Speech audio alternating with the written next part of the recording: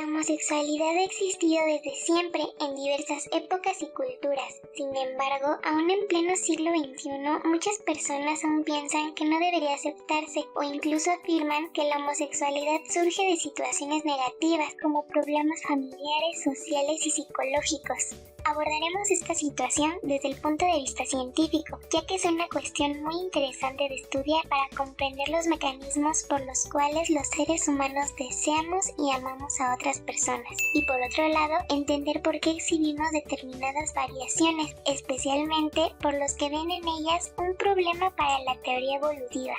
Una premisa fundamental en los debates sociales ha sido que la homosexualidad no es natural, pero esto es falso. La homosexualidad es muy común y muy esencial en la vida de varias especies. Se ha visto en todos los animales, desde los mamíferos, las aves, los anfibios, los insectos, hasta los arácnidos, aunque el tipo de comportamiento puede variar entre cada especie.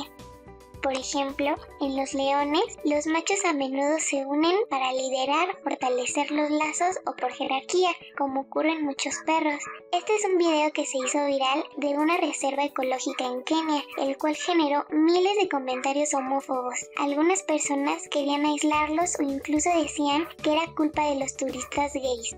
Desde luego, solo son prejuicios e ignorancia de los que intentan ver algo anormal en donde simplemente existe algo natural. Más adelante aclararemos si estas conductas son innatas o se pueden aprender. En delfines y orcas, una pareja de machos y hembras es fugaz. Su único propósito es dejar descendencia, mientras que entre machos una pareja puede permanecer unida durante años. El sexo homosexual entre diferentes especies tampoco es inusual, ya que las reuniones entre diferentes especies de delfines pueden ser bastante violentas, pero la tensión a menudo se rompe por una orgía sexual. Los gansos y los patos. Del 4 al 5% de las parejas viven toda una vida completamente homosexual. Esto ocurre en las especies de aves que se quedan con una sola pareja de por vida. Además, las hembras solteras ponen huevos en el nido de estas parejas homosexuales y se ha observado que a menudo son mejores en la crianza, como varios casos de pingüinos en zoológicos.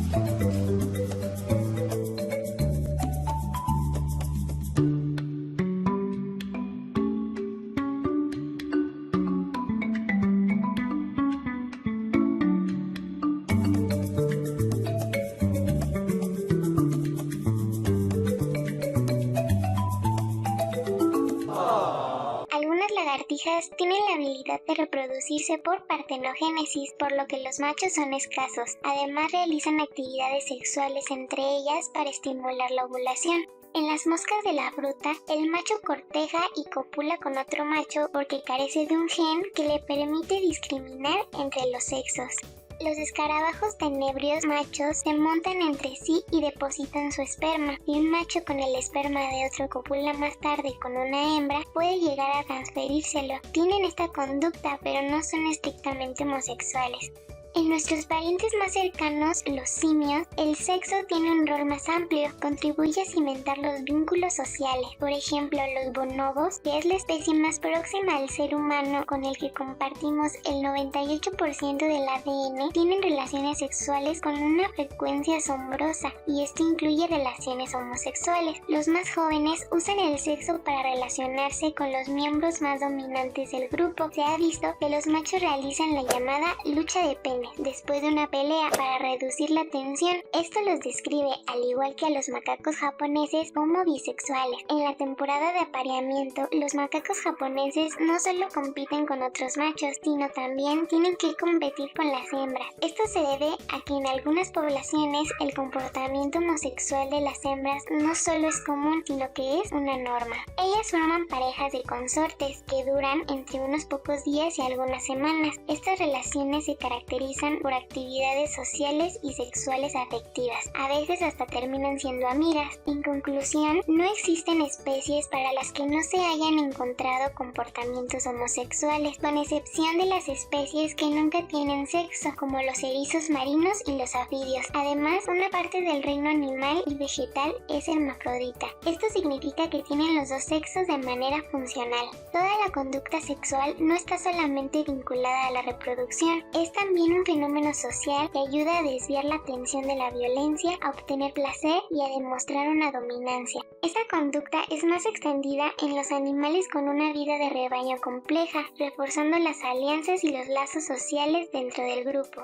Para responder a la pregunta de si se puede aprender a ser homosexual, primero se debe de aclarar que el cerebro de todo ser humano nace y se hace. Como todo comportamiento en los humanos, el primer nivel es el biológico y este es sensible a sus experiencias y especialmente a sus relaciones interpersonales, educación y cultura que experimenta cada individuo. Esta configuración individual se debe a la plasticidad cerebral que se da especialmente durante la infancia y adolescencia. Pero esto es muy diferente a decir que se puede aprender a ser homosexual, ya que si no fuera de nacimiento, la orientación sexual debería ser aprendida, lo que abriría muchas preguntas en las teorías del aprendizaje social, como ¿qué padres heterosexuales enseñan a sus hijos a ser homosexuales en una sociedad donde aún muchas personas no lo aceptan, por lo que sufrirían discriminación? O ¿cómo puede ser más fuerte lo que te enseña alguien en la calle que toda la educación recibida por parte de tus padres? Hay estudios demostrando que los hijos de parejas de padres o madres homosexuales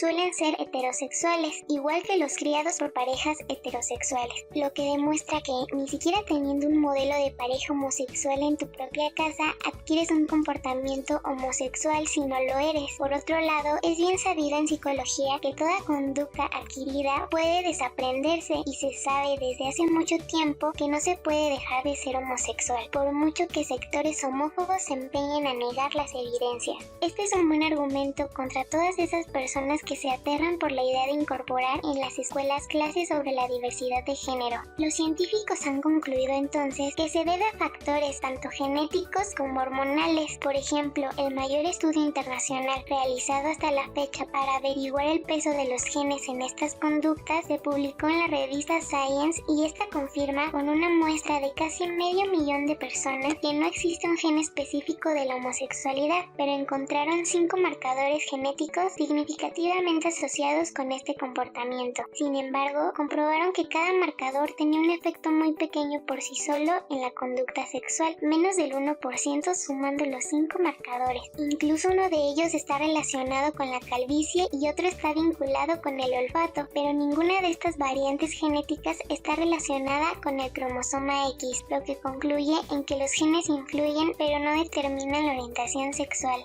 La hipótesis de la influencia de las hormonas en la etapa prenatal, tanto si se debe a factores genéticos del hijo como si se debe a situaciones de la madre, sigue siendo la más aceptada. Por ejemplo, se ha observado que la producción de andrógenos del testículo fetal disminuye con el estrés materno durante los primeros meses del embarazo. Las hormonas, de hecho, no solo activan el funcionamiento de determinadas áreas cerebrales, sino que organizan los circuitos neuronales. Por otro lado, existe evidencia que indica la existencia de mecanismos inmunitarios que podrían afectar la orientación sexual. Varias publicaciones no confirmadas propusieron que para un chico tener varios hermanos mayores de la misma madre aumenta en aproximadamente un 33% las probabilidades de que sea homosexual. Esto se explica por la tasa de exposición a las hormonas de la madre en la etapa prenatal. Si en cada embarazo de varones aumentara la inmunidad de la madre contra el factor determinante del sexo masculino producido por el feto, disminuiría la masculinidad de los fetos masculinos posteriores. La teoría evolutiva propuesta por Darwin sugiere el mecanismo de la selección sexual para explicar su reproducción. De acuerdo con esto, la selección natural debería favorecer la heterosexualidad, pues esta facilita la reproducción y la propagación de genes. Pero, ¿qué sucede con la homosexualidad que no favorece la tesis darwiniana y por qué se ha mantenido? Además de que este hecho no es el único objetivo evolutivo para la supervivencia, los animales sociales desarrollamos distintas estrategias evolutivas para el bienestar no solo individual sino de toda la comunidad. Estos podrían ser la repartición de tareas o las relaciones interpersonales. Esta última es una de las teorías más aceptadas, ya que las interacciones que generan lazos afectivos son una ventaja al aumentar la cooperatividad, formar lazos y establecer alianzas. También se ha relacionado con el control de la sobrepoblación que puede causar la misma extinción de la especie.